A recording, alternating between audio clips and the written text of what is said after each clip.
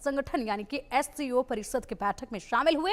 उन्होंने पहलगाम में हुए आतंकी हमले का मुद्दा उठाया। उन्होंने कहा कि सदस्य देशों को एससीओ के मूल उद्देश्यों के प्रति सच्चा रहना चाहिए। आतंकवाद पर बिना किसी समझौते के सख्त रुख अपनाना चाहिए। जयशंकर ने कहा कि पहलगाम में 22 अप्रैल को जो हमला हुआ जिसमें 26 लोग मारे गए, वो जानबूझकर जम्मू और कश्मीर की पर्यटन अर्थव्यवस्था को नुकसान पहुंचाने के लिए किया गया था। इसका मकसद धार्मिक विभाजन पैदा करना था।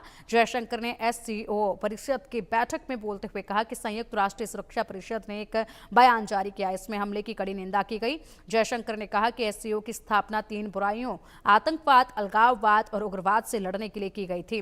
ये तीनों अक्सर एक साथ होते हैं। जयशंकर ने कहा कि यह जरूरी है कि एससीओ अपने मूल्य उद्देश्यों के प्रति सच्चा रहे। इस चुनौती पर बिना किसी समझौते के सख्त रुख अपनाए। जयशंकर ने यह भी कहा कि क्षेत्रीय सहयोग की तत्काल आवश्यकता है। यह आपसी विश्वास पर आधारित होना चाहिए। जून 2020 में गलवान घाटी में हुई झड़पों के बाद ये उनकी पहली चीन यात्रा है और अब ऐसे में देखना ये होगा कि क्या एससीओ अब यहां पर कार्रवाई करता है, क्या प्रतिक्रिया आती है। फिलहाल एक और बड़ी जानकारी, पहलगाम पर एससीओ की चुप्पी पर जयशंकर ने अल्टीमेटम दिया है। जयशंकर ने एससीओ परिषद की बैठक में आतंकवाद का मुद्दा उठाया। आतंकवाद पर बिना किसी समझौते के सख्त रुख अपनाना चाहिए, ये कहा है। साथ ही कहा कि एससीओ के मूल्य उद्देश्यों के प्रति सच्चा रहना चाहिए और एससीओ के सदस्य देशों को आतंकवाद पर अडिग रहना चाहिए। लगातार यहां पर अपना कर्तव्य याद जो है वो दिलवाया जा रहा है तमाम उन संगठनों को जो बनाए गए थे सिर्फ आतंकवाद के खात्मे के लिए। और ऐसे में यहां पर बताया जा रहा है कि आपका मुख्य एजेंडा जो है वो क्या था, आप उस पर ध्यान दीजिए, इस पर कड़ी निंदा कीजिए, कड़ा रुख अपनाइए, लगाम लगाइए और इसी के साथ यहां पर आतंकवाद का खात्मा होना जरूरी है, ये समझ जाना चाहिए। एससीओ में आतंकवाद पर जयशंकर ने बड़ा संदेश दिया है। संदेश देते हुए यहां पर इनके कर्तव्यों को भी याद दिलाया गया। जयशंकर ने एससीओ परिषद की बैठक में आतंकवाद का मुद्दा जोरों से उठाया और इसी के साथ जम्मू और कश्मीर के पहलगाम में हुए हमले की कड़ी निंदा की गई है। कड़ी निंदा के साथ ही बताया गया कि अब पहलगाम पर एससीओ की चुप्पी पर ये अल्टीमेटम है। जो पहलगाम पर एससीओ ने चुप्पी साधी वो गलत है। सदस्य देशों को एससीओ के मूल उद्देश्यों के प्रति सच्चा रहना चाहिए। इसी को लेकर एससीओ का गठन हुआ था और ऐसे में अब उन्हें यहाँ पर सच्चा रहना होगा। एससीओ में आतंकवाद पर जयशंकर ने कड़ा संदेश दिया है। जयशंकर ने एससीओ परिषद की बैठक में आतंकवाद का मुद्दा उठाया और साथ ही जयशंकर ने जम्मू और कश्मीर के पहलगाम में हुए हमले की निंदा की है।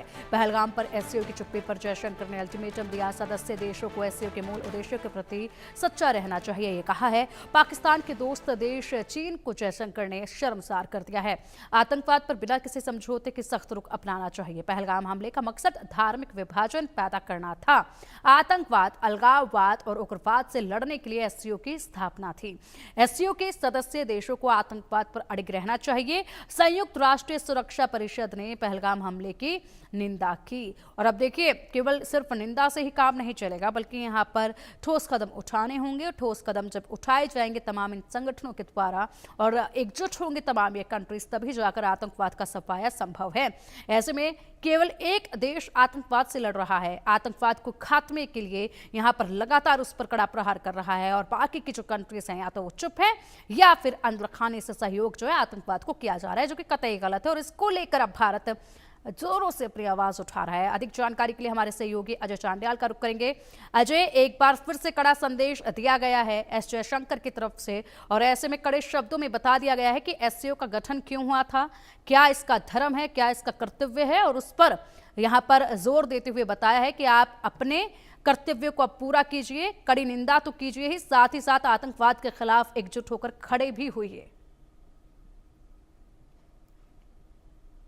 देखिए बिल्कुल जिस तरीके से एस जयशंकर ने वहां एससीओ की उस मीटिंग में, उस बैठक में जो है वो अपनी बात रखी है, उससे स्पष्ट हो जाता है कि भारत का जो रुख है, भारत का जो स्टैंड है टेररिज्म को लेकर, अलगाववाद को लेकर, उसे जो है एक बार वापस जो है उसको बताया गया है और कहा गया है। एस जयशंकर ने बार बार इस चीज पर जोर दिया कि पहलगाम हमला जो हुआ उसकी निंदा जो है वो एससीओ को करनी चाहिए और भारत इस चीज को सुनिश्चित करेगा कि जो भी लोग इस हमले के लिए जिम्मेदार हैं उनको अंजाम तक पहुंचाया जा सके। मगर उन्होंने ये भी कहा कि एससीओ की जो मुख्य उद्देश्य था बनाने का वो यही था, टेररिज्म के खिलाफ, अलगाववाद के खिलाफ जो है कहीं ना कहीं इन देशों को इकट्ठा होकर काम करना होगा ताकि इस चीज को जो है पूरे तरीके से रोका जा सके, क्योंकि ये टेररिज्म जो है वो सिर्फ भारत के लिए, जम्मू कश्मीर के लिए खतरा नहीं है। ये जो टेररिज्म है ये दुनिया के लिए एक बड़ा खतरा हो सकता है। सेपरेटिज्म जो है वो दुनिया के लिए खतरा हो सकता है, और इसी के लिए उन्होंने कहा कि एकजुट होकर जो है इन तमाम चीजों को, अलगाववाद का, टेररिज्म का, आतंकवाद का जो है वो विरोध करना होगा और उसके खिलाफ खड़े होना होगा। बिल्कुल, लेकिन इसके बाद क्या कोई असर होता नजर आएगा? क्योंकि तमाम बड़े प्लेटफॉर्म पर भारत की तरफ से आवाज मजबूती के साथ उठाई जा रही है। अब ऐसे में प्रतिक्रियाओं का भी इंतजार है, कदमों का भी इंतजार है जो आतंकवाद के खिलाफ उठने चाहिए। तो क्या इसका परिणाम होता नजर आ रहा है सामने? देखिए, एक चीज बड़ी स्पष्ट है, भारत अपनी तरफ से पूरे तरीके से साफ है कि भारत किसी भी तरीके से आतंकवाद को, अलगाववाद को बर्दाश्त नहीं करेगा और उसके खिलाफ अपना रुख कड़ा रखेगा। और भारत पिछले कई सालों से इस आतंकवाद के खिलाफ लड़ भी रहा है। एससीओ में इस मुद्दे को उठाने का उनका मकसद यकीनन यही रहा होगा कि वो एससीओ के जो मुख्य उद्देश्य थे उनको एक बार फिर से उन देशों को याद दिला सकें, ताकि उस पर काम हो। और अगर वो देश इस चीज को मान जाते हैं, अगर एससीओ से मान जाता है, तो यकीनन इसका असर होगा और पाकिस्तान जैसे देश पर लगाम लगे जो है वो कसी जाएगी। ऐसे देश जो आतंकवाद को प्रमोट करते हैं, आतंकी देशों का समर्थन करते हैं, उनके ऊपर लगाम लगाई जा सकती है। मगर अगर कोई नहीं मानेगा तो उसे उस चीज का खामियाजा भुगतना होगा, क्योंकि भारत ने बता दिया कि भारत आतंकवाद से अपनी जमीन पर भी लड़ सकता है और दूसरे की जमीन पर जाकर वहां पर भी कार्रवाई कर सकता है। तो ऐसे में कहीं ना कहीं इस चीज को स्पष्ट कर दिया गया है। बिल्कुल, ये चीज बिल्कुल साफ कर दी गई है अजय। और इसी के साथ यहाँ पर जो नीति है, विदेश नीति है, वो भी अब बदलती नजर आ रही है कहीं ना कहीं भारत की। इसको किस तरीके से आप देख पा रहे हैं?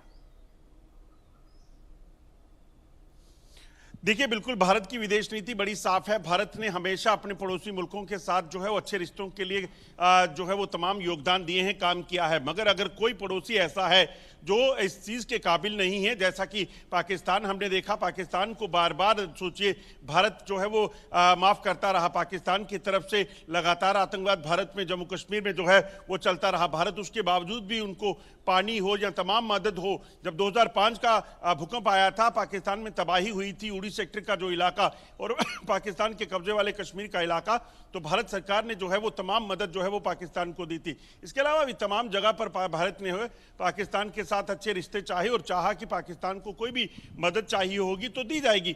मगर जब पाकिस्तान उसके काबिल नहीं है, जब पाकिस्तान उसे समझता नहीं है, तो उसके बाद पाकिस्तान को यह भी बताया कि एयर स्ट्राइक करके, सर्जिकल स्ट्राइक करके या फिर वहां पर मौजूद आतंकी ठिकानों को ध्वस्त करके भी भारत किसी भी तरह का जो बदला है वो ले सकता है, आतंकवाद के खिलाफ कार्रवाई कर सकता है।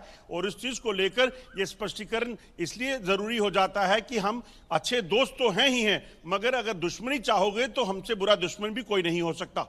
बिल्कुल, और अब संदेश बिल्कुल साफ दे दिया गया है और उम्मीद यही है कि बहुत जल्द इसका असर जो है वो देखने को भी मिले। फिलहाल बहुत शुक्रिया अजय आपका इन तमाम बड़ी जानकारियों के लिए। बढ़ेंगे अब आगे, बात अब बांग्लादेश